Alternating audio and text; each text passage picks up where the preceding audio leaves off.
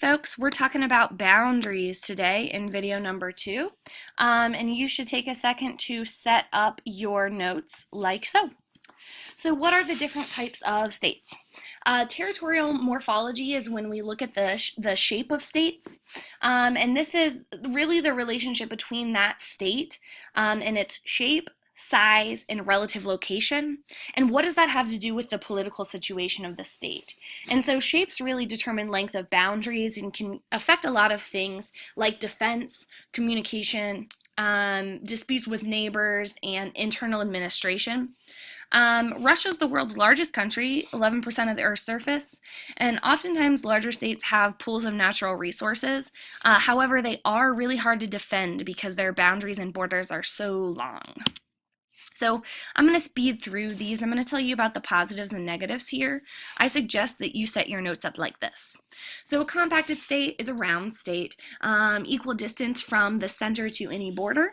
This is good because it provides easy infrastructure. So it's not hard to connect telephone wires, electric wires. It's not hard to build railroads and highways. So transportation and communication are good. And you see a lot of social unity here because people can be connected. However, that's not always the case. There is still conflict in these states, and they may face a lack of resources because they're so small. Examples here are like Nairobi, Romania, and Rwanda. Elongated states are long and skinny. This is good because it's easy to transport things. However, you have really bad internal communication, and those at the ends could really start to feel isolated and like they don't belong or they're not socially unified. And so the examples that I have here are Gambia. It's actually only 15 miles wide. However, it is 3,000 miles long. Malawi, which is in Africa, and Chile. Chile is 3,000 miles long and only 90 miles wide. Okay, so fragmented states and exclaves. Fragmented states are countries that are broken into pieces. These are usually islands, and they're referred to as discontinuous, just meaning that they're not always connected.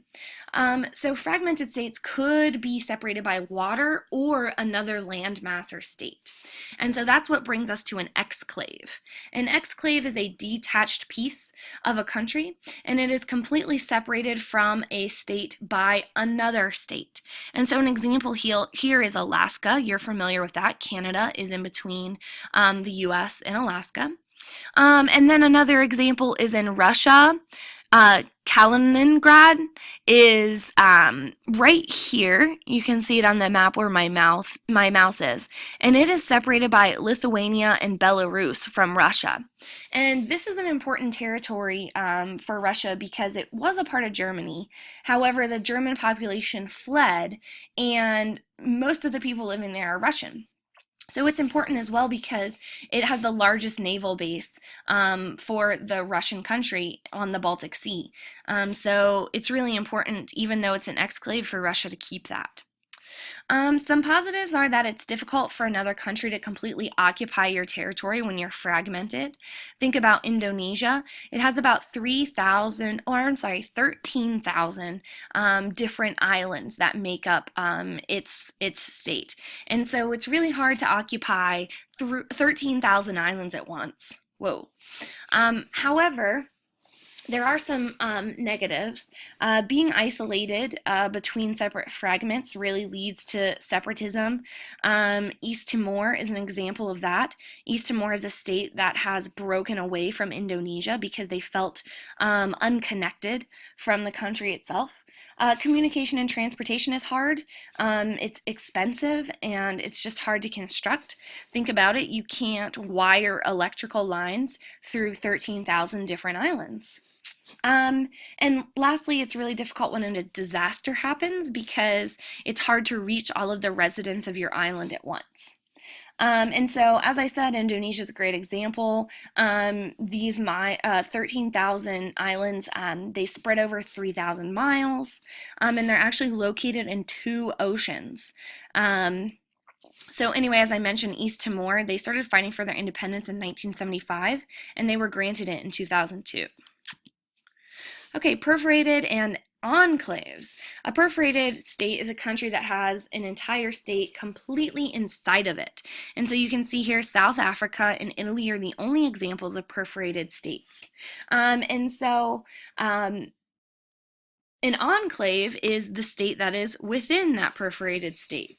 And so it's a state that is completely surrounded by another country, and it is always landlocked. And so some positives of enclaves are that they have their sovereignty, so there's less chance for tension or ethnic cleansing or something like that.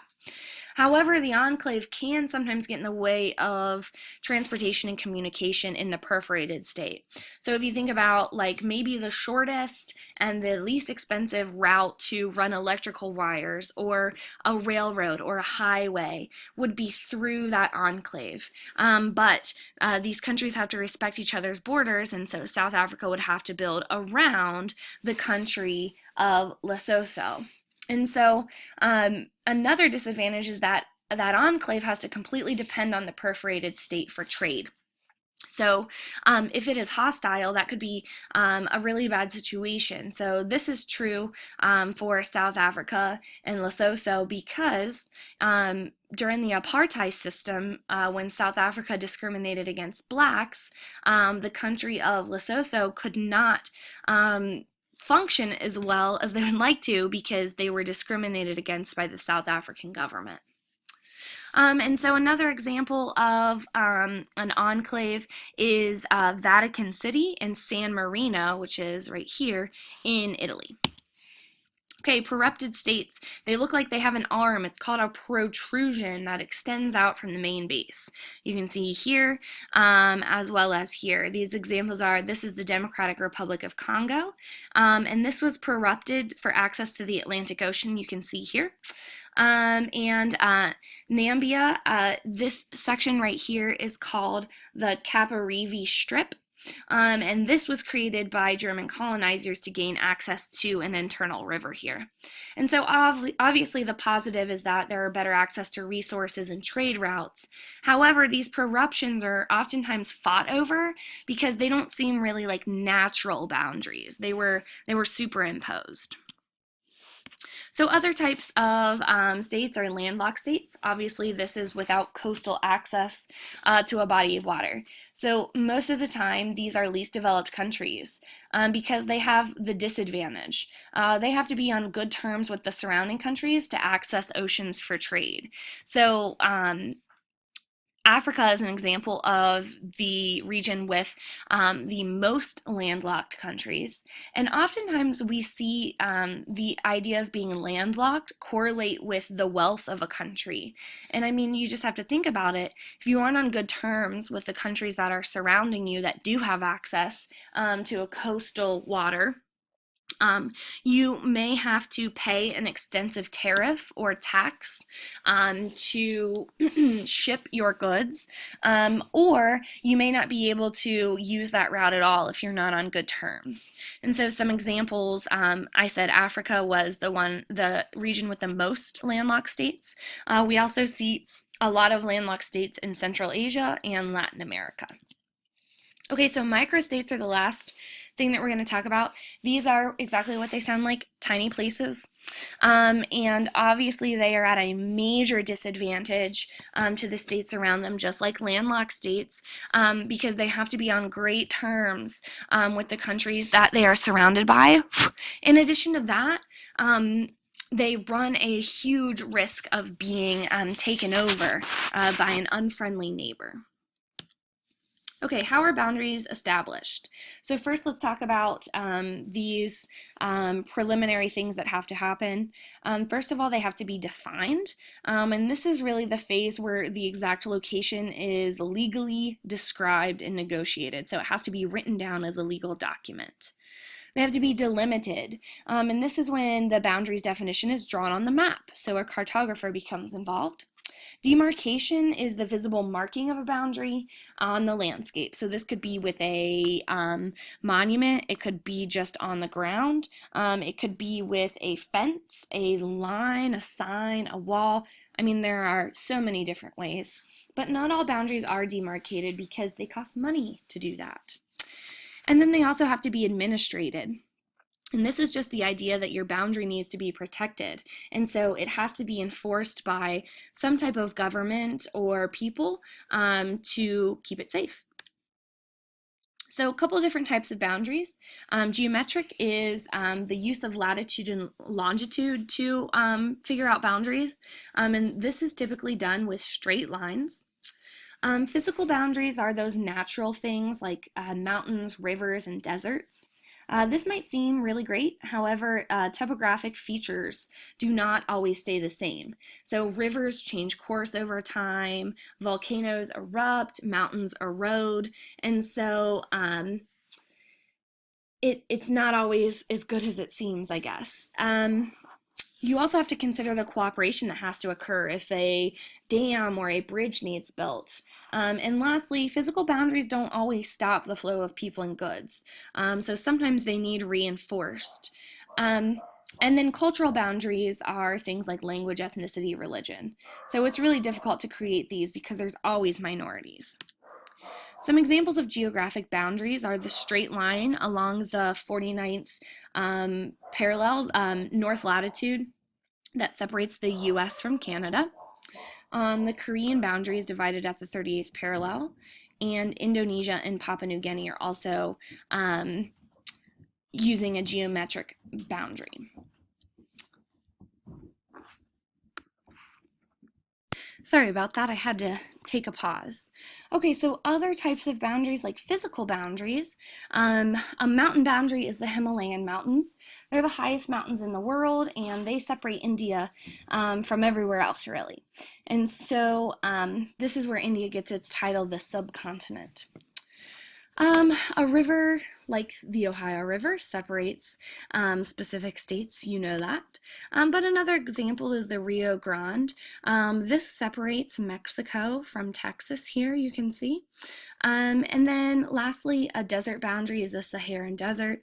And you know that that separates Northern Africa from Sub-Saharan Africa. Cultural boundaries are easy. Things like religion that separate Pakistan and India. Pakistan Muslims, India is primarily Hindu.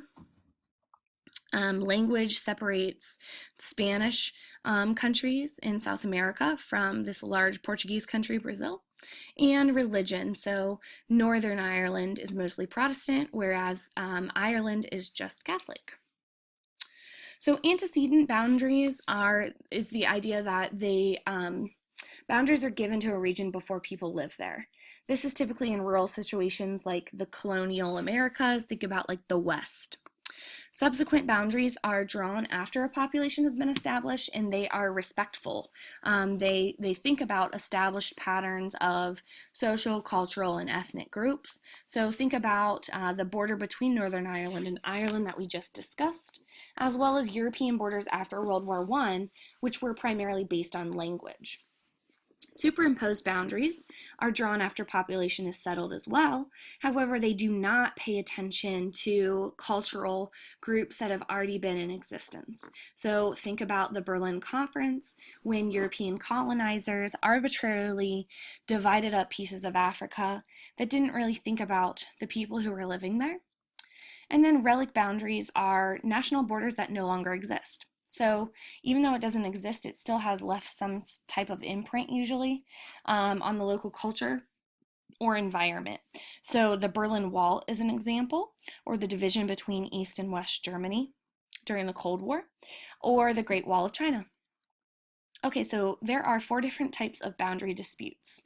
Definitional just has to do when the legal language is disagreed upon. Locational is when the interpretation of the boundary, so where is it actually at, is in dispute. Operational involves neighbors who differ over the way the border should be functioned. So you can think about if one state wants to limit migration, the other one may not. And allocational is over resources that cross borders. So this is what we see here in the polar regions these days. Several states claim the South Pole, you can see here. However, other states don't recognize these claims at all. So as of now, the North Pole and the South Pole There are claims to them. However, it's been decided that people can research there, but they cannot